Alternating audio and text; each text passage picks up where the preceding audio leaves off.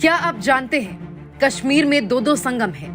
पहला अनंतनाग जिले की बिजबिहारा तहसील में, जहां पहले तो रंबी आरा नदी का वेशव नदी में संगम है और फिर जरा सा उत्तर जाकर वेशव नदी झेलम नदी में समाहित हो जाती है। क्या आप ये जानते हैं कि उसी अनंतनाग जिले में कश्मीर फिर एक संगम बना रही है। इस बार का संगम मोहब्बत, भाईचारे और एकजुटता का है। ये संगम राहुल गांधी के तटस्थ व्यक्तित्व और हिंदुस्तान के अन्य हिस्सों से समेटे गए प्यार का है। ये संगम विश्वास का है, एक नेता के उसके जनता के प्रति भरोसे का है। ये संगम राहुल गांधी के मुकम्मल हिंदुस्तान का है। भारत जोड़ो यात्रा देश की विविधता, संस्कृति और महान विरासत के मिलन का संगम है। जनसाधारण में भारतीयता की मूल अवधारणा की पुनर्वापसी का संगम है। एक बात तो सभी कश्मीरी जानते हैं, यूं कहें कि पूरा देश मानता है कि कांग्रेस की विचारधारा, गांधी नेहरू की विचारधारा किसी जमीन के टुकड़े के लिए नहीं लड़ती। कांग्रेस का लगाव केवल कश्मीर की जमीन से नहीं है, बल्कि कांग्रेस एक एक कश्मीरी नागरिक के हक और अधिकार के लिए लड़ती है। कश्मीरी नागरिकों के सम्मान के लिए लड़ती है, कश्मीरियत के लिए लड़ती है। आप देख रहे हैं देश लाइव, देश की आवाज।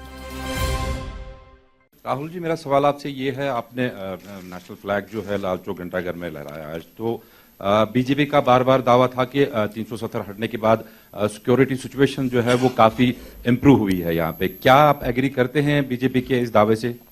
नहीं, यहाँ पे तो टारगेटेड किलिंग्स हो रही हैं, बम ब्लास्ट हो रहे हैं। अगर सिक्योरिटी सिचुएशन इम्प्रूव होती तो जो कॉन्वर्सेशन सिक्योरिटी वाले मेरे से कर रहे हैं वो तो होते ही नहीं। एंड फाइनली बीजेपी के लोग यात्रा क्यों नहीं कर देते जम्मू से Lal Chowk? if situation is so good, then why doesn't Mr. Amit Shah walk from Jammu Kashmir, from Jammu to Kashmir? So I don't think that argument holds. Gulistan से रियाज अहमद। राहुल जी, मेरा सवाल है कि इस वक्त अगर हम देखें तो मुल्क की जो अपोजिशन है वो पूरी तरीके से बिखर चुकी है। भारत जोड़ो यात्रा खत्म होने के बाद क्या आपका कोई इनिशिएटिव होगा कि जो अपोजिशन है उसको एक स्टेज पे लाएं? ये किस बेसिस पे आप कह रहे हैं कि अपोजिशन बिखर चुकी है?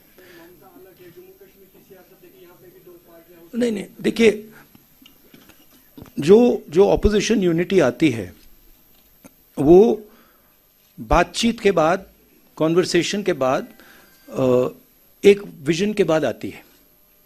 और ये कहना कि ऑपोजिशन बिखरी हुई है, ये सही नहीं है।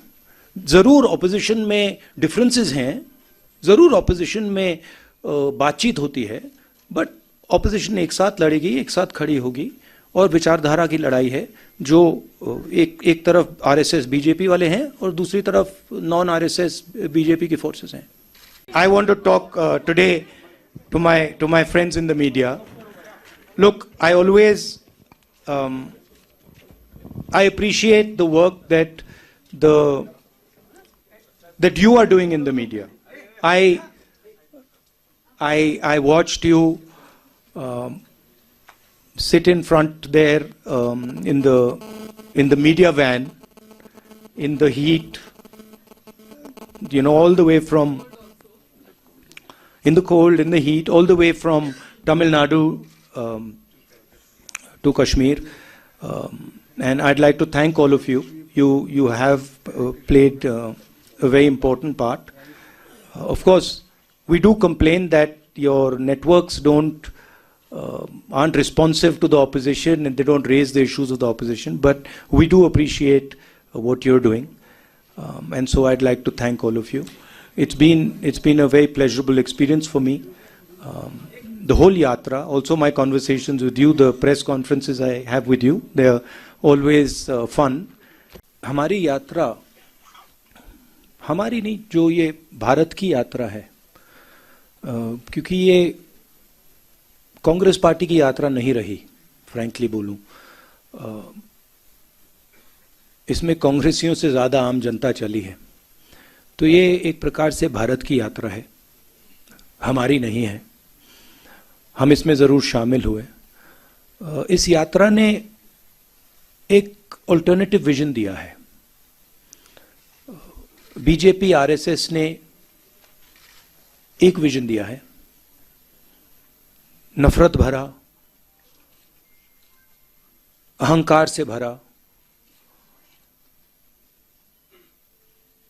हमारा विजन, जैसे मैंने कहा, नफरत के बाजार में मोहब्बत की दुकान वाला, भाईचारे का विजन, एक दूसरे को इज्जत देने का विजन, गले लगने का विजन।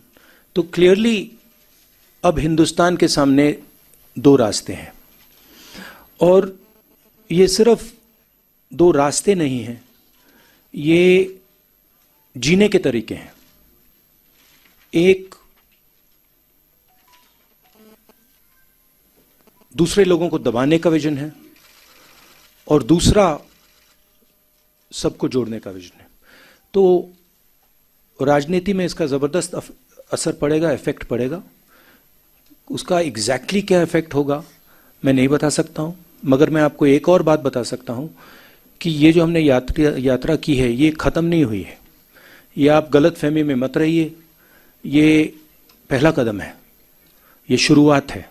इसके बाद भी कांग्रेस पार्टी और जिस अल्टरनेटिव विजन की मैंने बात की, जो लोग उसको मानते हैं, वो और यात्रा नहीं कह सकता हूं, मगर और एक्शन लेंगे। It was a historic moment today, your unfurling of tricolor at Lal Chowk, almost 70 years after Nehru ji did the same thing. So Nehru made certain promises from the same platform. Today, when you are unfurling the flag, most of the promises have been broken. So when you look at those promises made to people of Kashmir and where Kashmir stands today, does it pain you? I'm not happy with what I see in Jammu and Kashmir. In fact, I have sadness when I walk through Jammu and Kashmir. I have come here.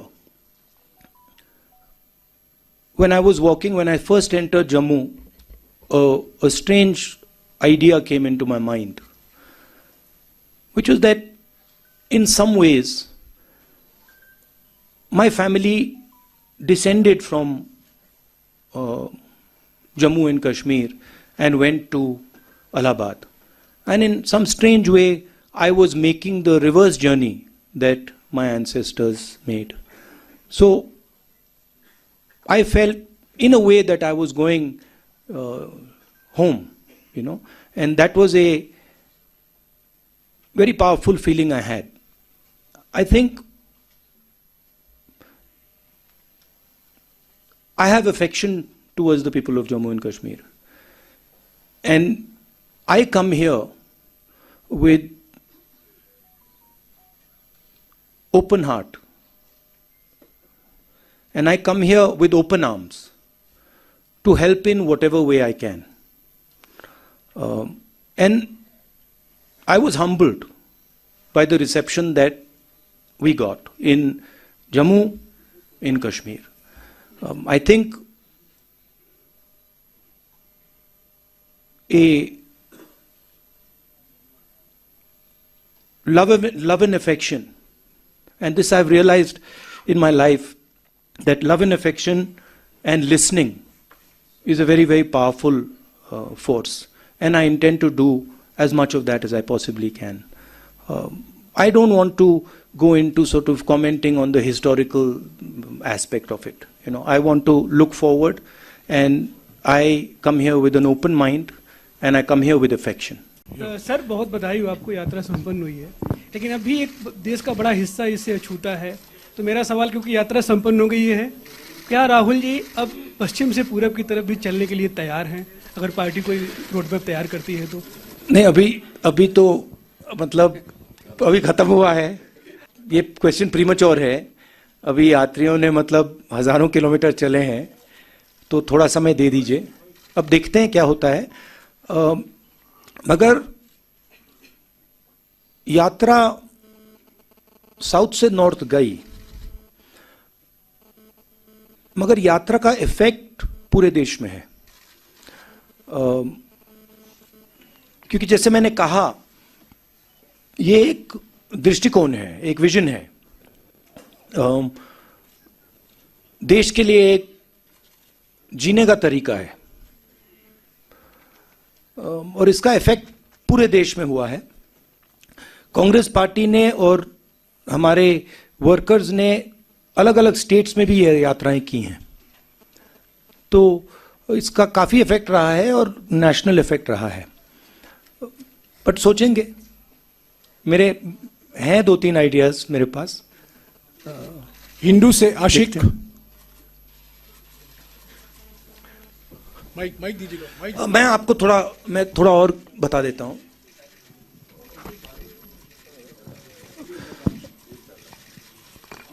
मेरे मुताबिक जो देश की political class है, और उसमें मैं सबको जोड़ता हूं, उसमें कांग्रेस, बीजेपी, सब पार्टियां, उसमें और जनता में थोड़ी दूरी पैदा हो गई है।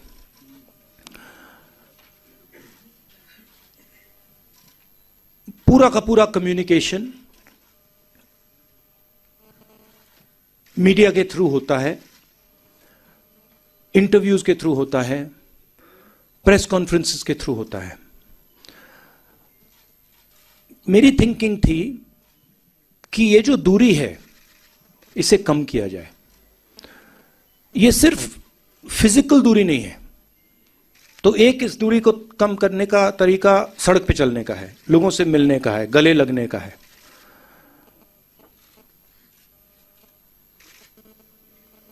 दूसरी दूरियां भी हैं। एक और बात आ गई है, जो पहले अनबायस्ड कम्युनिकेशन होता था, और मैं आपकी बुराई नहीं कर रहा हूं, बट ये फैक्ट है। जो पहले अनबायस्ड कम्युनिकेशन होता था, चाहे वो इंटरव्यूज हो, प्रेस कॉन्फ्रेंसेस हो, अब उसमें एक बायसी आ गई है। तो जो फोकस मीडिया को ऑपोजिशन पे देना चाहिए वो देती नहीं है, और जो हम बोलते हैं उसको ट्विस्ट कर जाती है। तो मुझे लगा कि एक नए तरीके का पॉलिटिकल विजन की जरूरत है, और मेरे माइंड में ये पहला कदम है। और फ्रैंकली मैं बताऊं तो ये छोटा कदम है। मेरे माइंड में इससे ज्यादा गहरे कदम हैं जिनके बारे में मैं सोच रहा हूं। ईस्ट वेस्ट के बारे में देखते हैं, मगर फ्रैंकली मैं आपको बताऊं तो मुझे अभी सब यात्रियों ने कहा कि भैया अभी ईस्ट वेस्ट करनी पड़ेगी, हमें चलना है। तो वहां पे तो मूड बिल्कुल अलग है, मतलब यात्रियों में। बट देखते हैं।